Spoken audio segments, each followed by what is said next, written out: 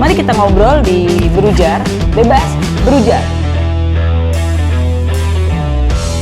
Brother and sister, hari ini saya sudah kedatangan tamu yang sangat luar biasa. Baju kita udah couple, enggak sih, mirip, baju kita mirip. Saya kedatangan Haji Aam, anggota legislatif Komisi 1. Kita mau ngobrolin apa aja? Nanti lihat dan dengarkan. Sebelumnya kita buka maskernya dulu, Ji. Boleh, siap. Biar ketampanannya terpancar. Nah, santai. Siap, Mbak Mega. Biar enggak kaku. Siap, Bos. Siap. Kelihatan soalnya deg-degannya ini terdengar, Iya. harus terdengar kesini. Karena saya nggak biasa dekat dengan Mbak Mega sih. Ini banyak biar nggak deg-degan. Iya. Sebelumnya, Ji, Siap. kenalan dulu lah, perkenalkan diri, terus sebagai apa sih? Bukan sebagai apa, pekerjaannya apa sih di Dewan itu? Iya. Mangga, Ji. Baik, Bismillahirrahmanirrahim. Assalamualaikum warahmatullahi wabarakatuh. Terima kasih Mbak Mega, host yang sangat luar biasa. Mudah-mudahan sehat selalu ya. Amin. Terima kasih. Nama Haji Aam Amarullah, tinggal di Merak, tepatnya di Kelurahan Taman Sari. Di anggota DPRD saya periode kedua. Sekarang berada di Komisi 1. Komisi 1 itu mitra kerjanya atau tupoksinya adalah tentang hukum dan pemerintahan. Nah, hukum dan pemerintahan. Di periode yang kedua ini memang saya hampir 2 tahun lebih di Komisi 1 dan kemungkinan bulan Maret nanti ada rolling per 2,5 tahun itu ya.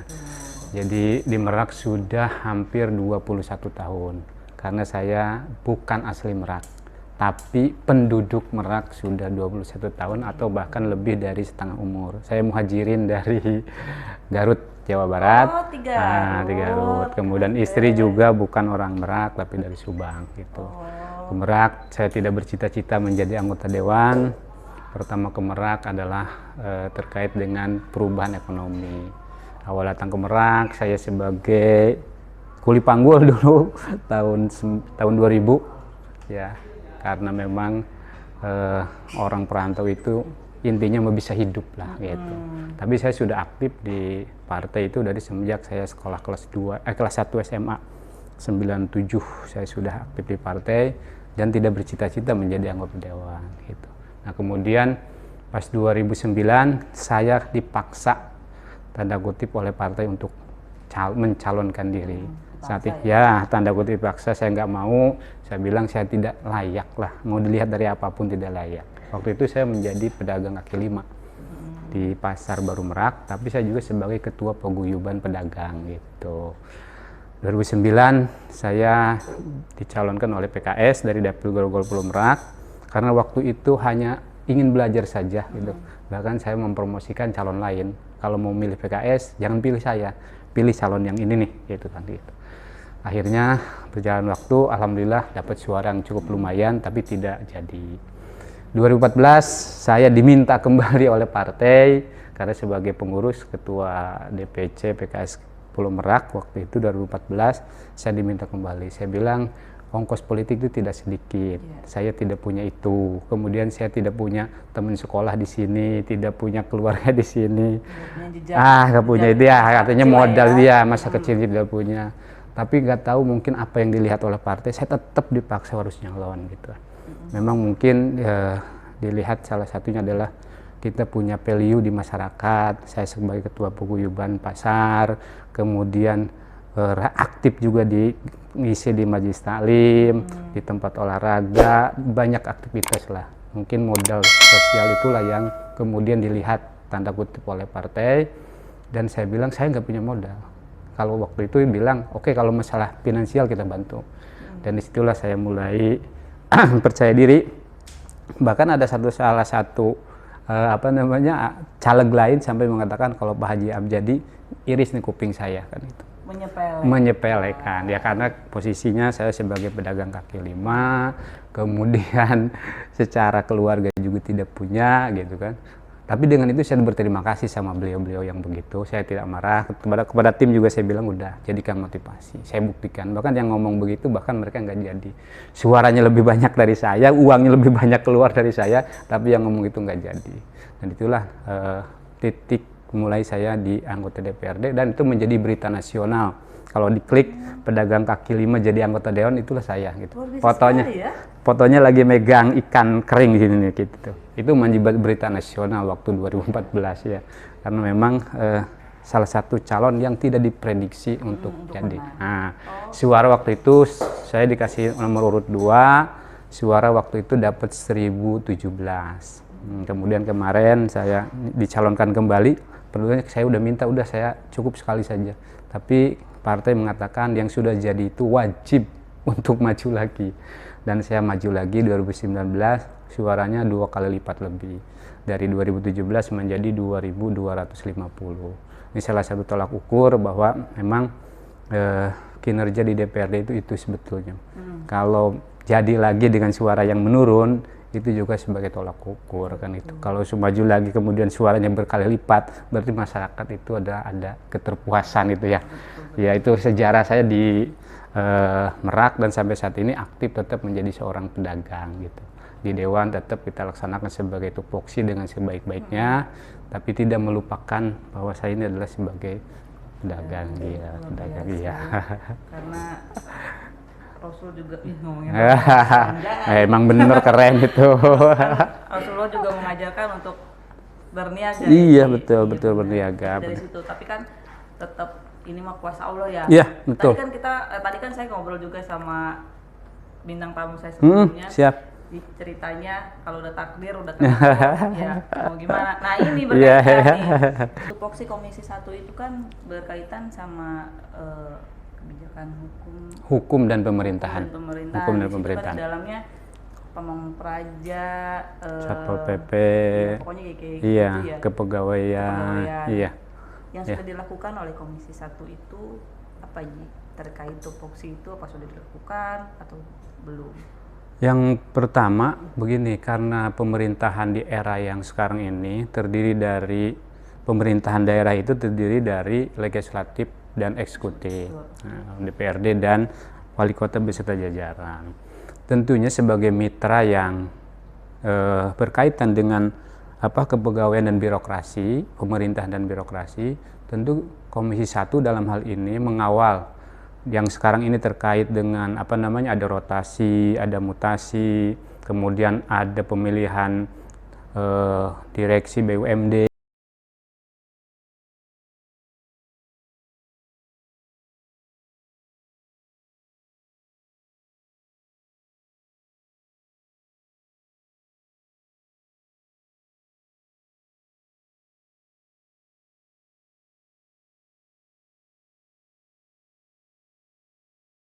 Didukung oleh ASN yang tepat gitu kan, itu juga akan susah untuk mewujudkan terkait dengan janji politik, janji kampanye, RPJMD gitu. Nah Komisi 1 dalam hal ini mengawal itu, mengasih masukan bahwa ini tepatnya di sini, walaupun itu tetap kebijakannya atau yang mengambil keputusan adalah wali kota dan wakil wali kota gitu. Dalam hal ini tetap kita mengawasi terkait berjalannya roda pemerintahan Kota Cilegon, wabil khusus para ASN begitu. Nah, terus itu sudah dilaksanakan belum Ji? Sebagian besar sudah, walaupun memang kita akui masih banyak yang belum sempurna. Tapi saya berterima kasih, bersyukur ke arah sana ini sudah berjalan dengan baik ke arah sana gitu. Karena saya lihat ada seleksi pansel PCM, seleksi BPRS itu kan mencari orang-orang yang terbaik di bidangnya kan gitu. Termasuk interview Eselon 2 kemarin itu salah satu masukan-masukan kita. Kalau ada penyelewengan atau ada indikasi, nah kita turun gitu kan untuk bisa memberikan bahwa ini melabrak dan ini akan berakibat fatal. Ini pertanyaan mungkin saya mewakili masyarakat di luar sana. Iya. Menurut Kang Haji, rekrutmen yang dilakukan sekarang itu sudah tepat belum sih Ji? Atau Gimana tuh? Oh, sudah tepat belum sih? Soalnya kan di masyarakat tuh lagi Iya, ramai iya, tuh. iya, iya. Sesuai lah, kalau ini bisa di sini. Iya, iya. Ini kita harus luruskan nih, Ji. Itu sudah sesuai atau belum? Kalau secara mekanisme dan aturan itu mungkin sesuai, sudah sesuai. Tetapi dalam hal penetapan itu mesti ada pro kontra. Iya. Itu mesti ada pro kontra. Karena Kenapa? digeser. Gitu, ada yang geser, ada yang punya kepentingan kemudian tergeser. Karena memang itu adalah hak prerogatifnya dari kepala daerah. Sebetulnya walaupun ada pansel, tetap titik akhirnya di kepala daerah gitu. Nah, pro kontra tersebut tentu Pak Wali Kota dan Wakil Wali Kota punya pertimbangan yang khusus. Misalnya kan yang jadi pro kontra, kenapa sih yang birokratnya hukum ada di PU misalnya kan begitu. Nah itu kan tentu Pak Wali Kota berpikir bahwa sekarang selama ini yang sering kena kasus di PU itu terkait hukum kan. Mudah-mudahan dengan background hukum itu bisa terhindar kan itu karena punya punya background hukum yang mengerti bahwa ini nih nggak boleh nih, ini nabrak hukum nih kan gitu. Itu sebetulnya ya kalau memang secara mekanisme, secara aturan sudah sesuai. Tapi kalau untuk memuaskan seluruh masyarakat itu nggak bisa gitu. Siapapun itu nggak mungkin kita bisa memuaskan semua. Tapi juga yang terpenting adalah mekanisme itu dijalankan dengan baik dan tentunya yang terpenting adalah tidak boleh lagi ada jual beli jabatan. Ini yang terpenting. Kenapa? Yang terpenting itu tidak boleh ada jual beli jabatan. Ada tidak ada itu sebelumnya media yang lebih tahu karena kesehariannya di situ gitu kan. Tapi kita berpesan itu jangan sampai ada, gitu. Sampai ada karena itu akan merusak tatanan birokrasi yang mestinya orang yang tepat itu di situ karena ada jual beli akhirnya kegeser kan. Ini ya itu mungkin ada sebagian yang begitu itu harus kita jaga. Nah itu tugasnya Komisi 1 untuk mengawasi itu. Nah gitu. Sebenarnya di Komisi 1 ini lebih ke menggelitiknya ngebahas soal Satpol PP sih. Jadi kemarin itu Satpol PP kan rame yang ada terjadi gesekan di masyarakat terutama pedagang. Di sini kan Kang Haji sebagai anggota legislatif iya, tapi sebagai pedagang pun iya. Tentunya melihat dong Ji apa sih kejadian-kejadian yang kemarinnya sempat ramai, sempat viral gesekan antara pedagang dan Satpol PP. Sebenarnya di Satpol PP itu Ji yang Kang Haji tahu, ada nggak sih ini nggak boleh gini ya, Satpol PP itu begini, itu kan pasti ada Ji. Nah kemarin itu gimana Ji menurut pandangan seorang pedagang dan anggota legislatif yang membidangi bidang itu? Gimana tuh Ji? Jadi Satpol PP ketika mau bertindak atau melaksanakan tugasnya tentu punya SOP ya, standar prosedurnya sudah ada. Nah dalam hal ini saya juga sering menengahi karena sebagai paguyuban pedagang di pasar itu ya sering turun karena masyarakat itu sebetulnya akan ngikutin ya, nurutlah dengan pemerintah daerah, dengan Satpol PP, asal caranya itu memang persuasif. Persuasif itu dalam arti ini adalah pemindahan, tidak langsung ujug-ujug gitu kan. Harus ada mungkin pemberitahuan dulu, ada komunikasi dulu, apalagi pedagangnya dikasih ngopi dulu kan gitu. Inilah sebetulnya yang harus dilakukan. Karena jujur tanpa pedagang kita juga nggak ada apa-apa. Ya UKM itu yang justru mereka paling tahan banting dengan segala ujian ekonomi yang terjadi. Krisis ekonomi 98 misalnya, yang lain pada tumbang, UKM biasa-biasa saja. Dengan corona gitu kan, perusahaan lain pada tutup semua, pedagang enjoy aja gitu. Kenapa? Itulah sebenarnya basic ekonomi itu yang harus diperkuat. Sehingga jangan sampai Pak Satpol PP ini melihat pedagang-pedagang kaki lima sebagai musuh gitu. Harusnya sebagai teman, bahan diskusi. Itulah yang harus kita lakukan. Sehingga ketika ada, ini memang kita setuju kalau yang melanggar kita tertibkan. Tapi penertiban itu juga karena jangan menentang ini salah gitu kan, harusnya langsung jebret-jebret, tidak. Karena yang kita tertibkan ini manusia yang punya hati gitu kan ya. Gimana? Karena saya juga ngalamin gitu. Kalau lagi awal di Merak gitu nggak punya tempat, diusir-usir segala macam. Ini rasanya itu sakit itu di sini kan itu. Saya mau makan loh, cari makan buat anak istri kan itu. Ini seenaknya dagangannya diambil gitu kan. Ini aduh, jangan seperti itu. Ya, tidak dikondisikan. Ini yang harus ada solusi kan itu ya. Iya. Jadi semoga tidak terjadi lagi sih Gia. Insya Allah Yang, ya. apa sih kejadian Satpol PP Mm-mm. dengan pedagang Ya, karena ya. kan di kondisi yang beberapa bulan belakangan kemarin kan itu udah horor banget. Ya. Pedagang-pedagang sampai nggak boleh buka lagi. Terus makannya dari mana Iya. mereka? Kan? Kita mikirinnya ke situ. Iya betul. Ngopi dulu Ji. Oh iya. Biar nggak Waduh, bener. Ini kopi nih. Iya. Saya jadi lupa kalau ngobrol sama Mbak Mega ini kopi Bisa. sampai dingin ini. Iya, sampai Perlu dingin. dihangatkan lagi Ji. Tapi nggak bisa mendingin hatiku ini. Puitis juga ya, Mbak. Puitis dong. Bapak Dewan satu ini sangat puitis. Kisah, Mbak. Ya. Ini pada mau nanya nggak? Oh mau deh. Ya. Silakan. Tanya. Apunten lah bari laras. Mangga, siap. Kan di kursi dewan pada tahun 2014 itu kan 35 ya, dan sekarang itu 2019 itu 40 ya, betul. Nah, Haji bisa melihat nggak sih peluangnya di situ apa lebih berat atau lebih mudah di antara yang 35 dengan kursi yang 40? Apunten lah. Ya, sebenarnya mah kalau penambahan kursi justru peluang kita menjadi lebih mudah sebetulnya. Tapi dalam pilkada atau pemilu legislatif itu sebetulnya nggak ada yang mudah. Bayangin saja dari 9 misalnya dapil Grogol Pulau Merak, kursi yang tersedia itu harus direbutkan bukan hanya 10-20 orang, karena satu partai mencalonkan 9 orang kali sekian partai. Misalnya kalau ada partainya 10 atau 14 yang ikut, kali 9 orang itu udah 100 berapa. Kita harus benar-benar fight di situ. Bukan hanya ya kalau zaman pemilu kalau calon-calon termasuk saya juga nggak ada yang namanya tidur jam 12, mesti jam 3 subuh udah berangkat lagi. Pokoknya luar biasa lah, nggak ada yang mudah sebetulnya. Tapi kalau secara peluang, karena penambahan kursi, misalnya 2014 di dapil saya ada 8, 2019 jadi 9 gitu, 9 kursi Ada kan peluang gitu. satu. Ada peluang satu lah nambah kan. Saya terakhir 2014 kursi ke-8. Tapi 2019 alhamdulillah menjadi kursi ketiga gitu. Saya setelah itu ada loncatan yang luar biasa alhamdulillah gitu. Sudah bertanyanya? Balik lagi Ji, Siap. untuk opsi komisi 1. Iya, boleh.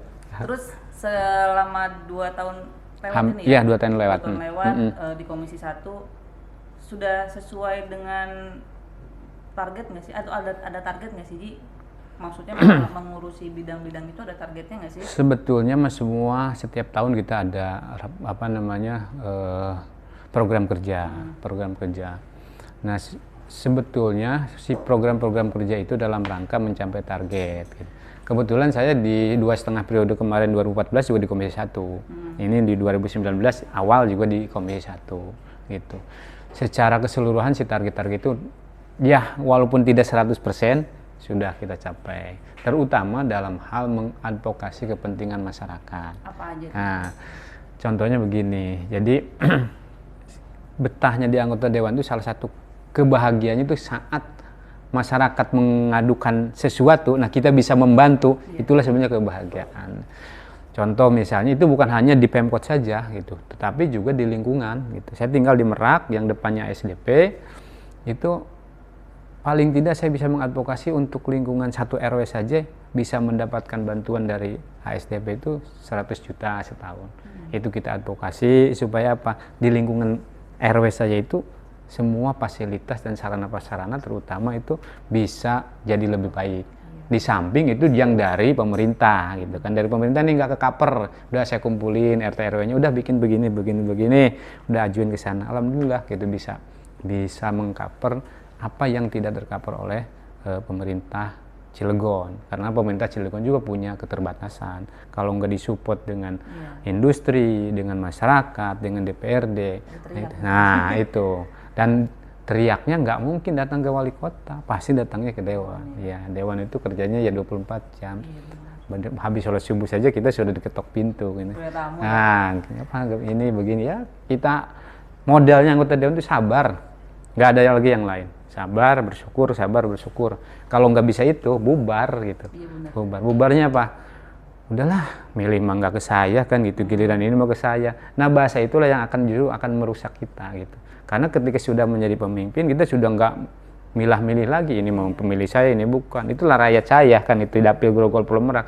Milihnya ke siapa itu mau urusan politik kan itu. Tapi ketika kita sudah terpilih, maka itulah masyarakat saya Dapil Grogol Pulau Merak. Itu ada 8 kelurahan, 2 kecamatan gitu. Itu. Berarti masyarakat di Dapil Kang Haji ini harus berbangga hati ya punya dewan sekece Kang Haji ini. Ya. Tepuk tangan dulu. Ya sebetulnya mah tidak perlu berbangga sih, karena memang saya juga bukan yang terbaik. Saya juga bukan karena saya jadi anggota dewan 2 periode, bukan karena saya hebat, tapi karena masyarakat itulah mungkin mempercayakan. Gitu. Terutama mungkin karena juga doa orang tua, tapi gitu kan ya. itu sudah 2 periode dengan suaranya meningkat, itu Iya. kan sudah sebagai jadi Indikator ya. Iya, yang untuk indikator. bahwa masyarakat menyukai Kang Haji. Ya alhamdulillah sih. Ada juga yang tidak suka, tapi lebih banyak yang suka, Iya. terutama mama. Ini kalau urusan mak-mak ngeri. Terutama mama gitu ya. Ya kalau yang suka bapak-bapak bahaya ini. Iya benar. Pertanyakan. Iya harus dipertanyakan itu. Ada yang kan normal berarti. Iya, agak lazim. Terus Ji, kira-kira mau melakukan apa nih untuk next dari sekarang di periode dua periode ini, next mau melakukan apa sih Ji untuk diri sendiri atau untuk Ya, masyarakat? kalau untuk diri sendiri saya sebetulnya dari awal, dari dulu ya punya cita-cita itu satu saja. Jadi usaha jalan yang punya jalan-jalan, itu aja sebetulnya mah. Iya. Ya, siap. Jadi dari dulu saya itu aja cita-citanya. Dan alhamdulillah cita-cita itu, mimpi itu perlahan insya Allah terwujud. Biasanya mau jalan-jalan sama teman-teman sama tuh di belakang gitu. Usahanya mau jalan kan gitu. Kalau untuk masyarakat tentu kita harus meninggalkan legacy ya. Legacy itu artinya kebaikan-kebaikan di masyarakat yang mungkin nama sayanya mah sudah tidak ada gitu kan. Tapi orang akan ingat, oh dulu ini jembatan ini Pak Haji Am yang mengadvokasi, saluran ini Pak Haji Am yang membantu, sumur resapan ini Pak Haji Am dulu yang memberi jalan gitu kan. Kemudian sumur bor ini, nah itulah yang ingin saya lakukan, banyak memberi manfaat bagi masyarakat Cilegon dan khususnya di dapil saya. Dan itu alhamdulillah sudah berjalan kan itu. Kita advokasi semua masyarakat apa butuhnya. Sampai di satu daerah udah puluhan tahun semenjak Cilegon berdiri, bahkan semenjak Serang berdiri, udah berganti dewan untuk dapat sumur bor dalam saja. Sampai itu nggak dapat. Dengan wasilah saya, dengan masyarakat, alhamdulillah beberapa titik sudah kita selesaikan itu kan itu. Alhamdulillah. Iya, padahal itu udah bertahun-tahun, bahkan bukan tahun, berpuluh tahun sudah berganti dewan. Pak Haji saya udah ngomong ke dewan ini begini, udah ke ini begini, nggak ada hasil gitu. Begitu itu kita advokasi alhamdulillah kan gitu. Tapi ya sekali lagi bukan atas kemampuan saya hanya memfasilitasi, masyarakat juga yang hebat sebetulnya kan gitu. Itu bisa terwujud karena memang di Merak itu problemnya adalah air bersih, gitu, air bersih. Jadi kebayang sih air bersih itu ya, kalau kita nggak ada air, terutama bapak-bapak kalau malam Jumat tuh, Habis apa itu? itu apa namanya, penyakit mahnya itu kambuh. Oh, Gitu. penyakit mah. Jadi kan ke air bersih. air bersih, yung, mah gitu kata suaminya itu. Tengah malam. Kata istrinya, nggak ada air pak, gitu. Akhirnya bahkan udah berhenti. Oh, jadi Iya, menghambat itu Oh, menghambat.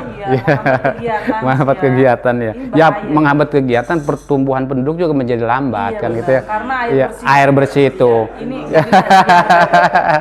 Jadi Nggak itu bisa dibiarkan. itu kebutuhan hajat yang paling dasar kan. Air. Ya, sehingga saya selalu kemana-mana kalau urusan air saya tidak main-main.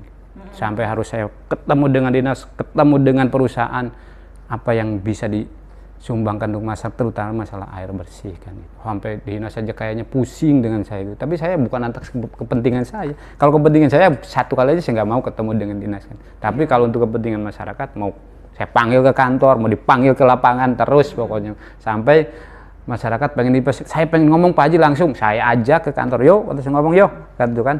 Ya intinya mah sambil ngopi di kantor itu kan, sambil santai, masyarakat seneng itu diajak begitu. Wih, bangga bisa masuk apa namanya ruangan dewan, ruangan praksi, ruangan pimpinan gitu kan. Kita hadirkan dinasnya, ya ngomong. Takut saya mengada-ngada gitu. Jadi dilibatkan lah masyarakat. Masyarakat Itu dilibatkan. kan dia cerita juga ya ketemu. Cerita, jadi disitulah masyarakat itu mungkin memberikan suaranya ke saya itu mungkin di situ. Karena kita nggak pernah neko-neko, ketika mengadvokasi juga tidak main-main. Ketika banjir saya keliling, Saya datang ke SDP pakai celana pendek, namanya juga lagi banjir ya, pakai topi, gitu, pakai kaos, datang dengan masyarakat, bukan saya sendiri. Waktu itu Pak Kacab, masyarakat saya kebanjiran gitu kan. Ya sebetulnya sih ada imbas dari pembangunan Dermaga 6 juga saya bilang, tapi saya nggak menyalahkan SDP. Masyarakat saya ini lagi butuh bantuan. Apa Pak Haji bantuannya? Ya ini masyarakat, silahkan ditanyakan. Masyarakat apa? Oh pengennya sembako ini kan kita nggak bisa dagang kan, nggak bisa ini. Ya udah, akhirnya sembako dikirim 2 mobil. Bendaharanya dipanggil sini, kasih uang kan 25 juta. Ya silahkan, saya emang ngelihat juga enggak, silahkan gitu kan. Tapi nerima iya karena simbolis, nggak ngelihat di amplop soalnya. Silahkan masyarakat, Pak RT, Pak RW selesaikan tuh buat masyarakat gitu. Sehingga mungkin dengan begitu investasi politik kita menjadi ringan.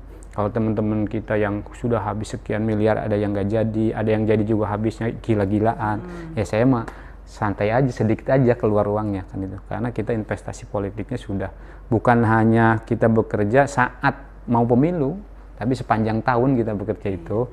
Ya, iya, jadi sehingga sebenarnya cerita hidup Kang Haji ini menggelitik untuk iya, saya iya. kepoin.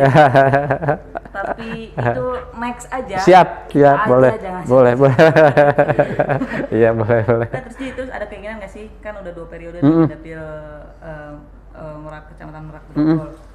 Terus next periode pengen nggak sih ke provinsi atau mungkin berangkatnya atau masing-masing aja gitu? Sebetulnya kalau di PKS itu tidak bisa meminta gitu. Ya kalau khusus di PKS ya, Pak saya pengen jadi calon, enggak. Saya aja 3 kali nyalon itu semua diminta oleh partai. Diminta oleh partai, dan mungkin ke depan juga udah ada sinyal dari DPP bahwa yang sudah existing itu wajib nyalon lagi. Wajib nyalon lagi. Mau ditempatin di mana dan tingkatannya yang mana kita nggak bisa nawar. Mau di situ lagi oke, kemana oke gitu. Prinsipnya kita sebagai kader yang sudah terbina selama hampir 20 tahun, saya juga di politik itu siap di mana saja ditempatkan gitu. Tapi nggak bisa milih, nggak bisa minta gitu.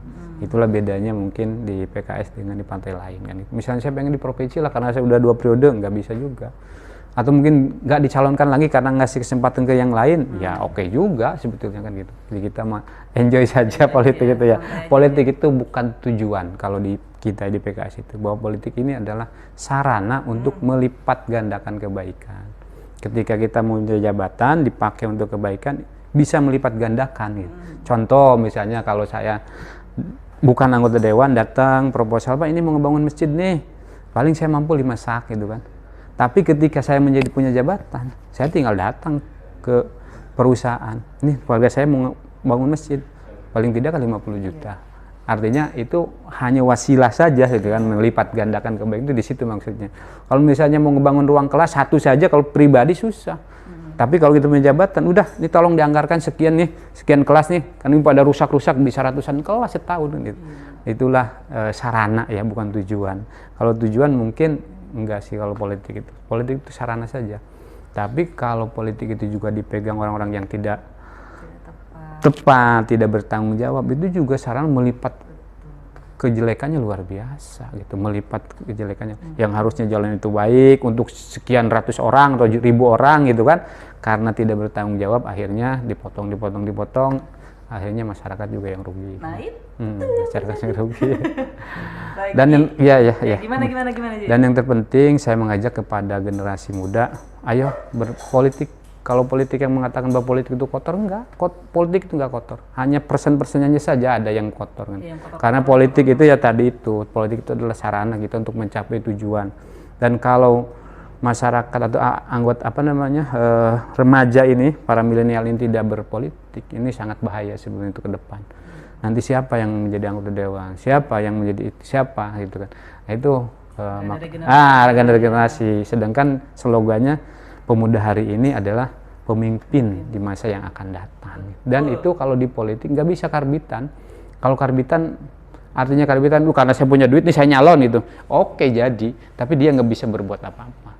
Karena politik itu harus memang investasinya jangka panjang kan, jangka panjang. Tapi tadi tidak menjadi tujuan, kita menjadi sarana saja. Mau jadi anggota dewan atau enggak, yang penting kita berpartisipasi dalam membangun Cilegon, Banten, Indonesia. Untuk masyarakat sih ya. Nah intinya itu sih sebetulnya.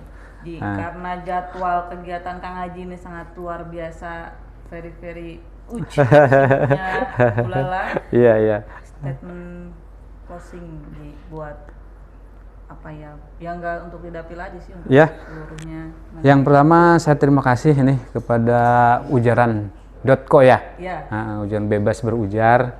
Saya mengucapkan terima kasih sudah diundang di sini dengan kru yang sangat luar biasa dan host yang sangat luar biasa. Kalau ini sangat luar biasa, memberikan pertanyaan dan mengorek informasi yang sangat luar biasa. Yang kedua, mohon maaf kalau selama berbicara tadi mungkin ada yang nggak pas dan lain sebagainya. Yang terakhir, saya mengajak kepada masyarakat Cilegon, ayo kita berpartisipasi dalam membangun kota Cilegon ini menjadi lebih baik. Jangan kita menjadi orang yang apatis, apalagi hanya bisa menggunjing, mengujar kebencian gitu. Ayo kita berpartisipasi, apa yang bisa kita lakukanlah untuk kebaikan Cilegon gitu. Karena sekali lagi kemajuan Cilegon bukan tanggung jawab wali kota dan jajarannya, apalagi dewan gitu kan, tapi tanggung jawab kita bersama, termasuk di dalamnya media gitu kan ya. Ya, menginformasikan, yang mengkritik, mengontrol itu media sangat sekali efektif itu kan, terkait dengan kebijakan. Kalau kebijakan harus disampaikan, kalau memang ini tidak tepat melanggar aturan, itu sangat efektif sekali untuk mengontrol pemerintahan di kota Cilegon itu. Yang terakhir sekali, ya saya diundang lagi ke sini.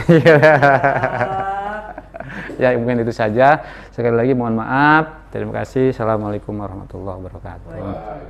Baiklah Bradain Sista, sebenarnya obrolan dengan Kang Haji Amin ini asik ya, cuma waktunya terlalu sibuk beliau. Jadi nanti kita next ngobrol-ngobrol lagi. Siap. Tempatnya dimanapun. Boleh. Email gotongin itu, kita Iya, gotong. siap, boleh.